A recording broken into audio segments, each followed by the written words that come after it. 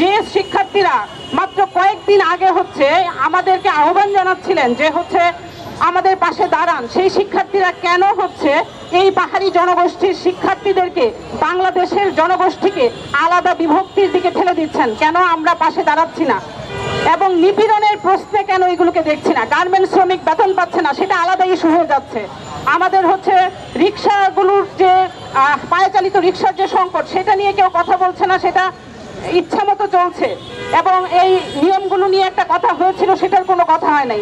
আবার পাহাড়ে যখন হত্যা করা হচ্ছে, সেইখানে সকল বুদ্ধিজীবীরা এবং বাঙালিরা কেন যেন হচ্ছে কিন্তু, অথবা, হতে পারে, আমরা তো জানি না, ঠিকঠাক ইত্যাদি অবিশ্বাসের প্রশ্ন তুলছেন। আমার কথা হচ্ছে যে ঘটনা যাই হোক না কেন, আপনি হত্যার বিরুদ্ধে কিনা, আপনি নির্যাতনের বিরুদ্ধে কিনা, আপনি নিপীড়নের বিরুদ্ধে কিনা? যদি হত্যা এবং নিপীড়নের বিরুদ্ধে হন, তাহলে আপনি কথা বলছেন না কেন? এবং ঢাকা বিশ্ববিদ্যালয়ের শিক্ষার্থীরা এমনকি আরেক দল শিক্ষার্থী দ্বারা, মেজরিটি দ্বারা নির্যাতনের আতঙ্কের শিকার হচ্ছেন। ফলে আমি বলি যে আসলে প্রশ্নটা নিপীড়নের, প্রশ্নটা হচ্ছে অধিকারের প্রশ্ন।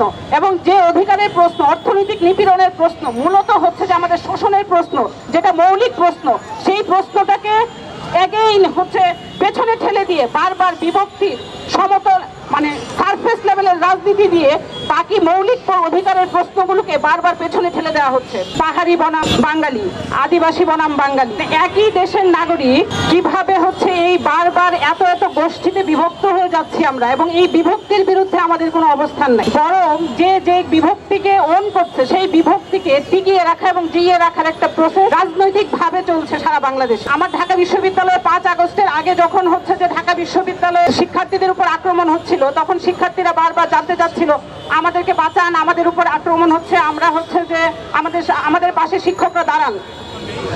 এখন যখন পাহাড়িদের উপর আক্রমণ হচ্ছে, তখন আমার পাহাড়ি শিক্ষার্থীরা যখন বলছে যে আমাদের উপর আক্রমণ হচ্ছে, আমাদের পাশে কেউ দাঁড়াচ্ছেন না, বাংলাদেশের মানবিক মানুষকে আহ্বান করব যে হচ্ছে মানুষ হয়ে মানুষের পাশে দাঁড়ান এবং সত্যিকারের সংকট চিহ্নিত করে এই হত্যা এবং নিপীড়নের বিরুদ্ধে দাঁড়ান।